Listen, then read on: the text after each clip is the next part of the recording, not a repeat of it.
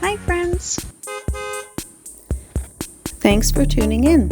If you like this video, please give it a like, comment below, and take a moment to subscribe to our channel.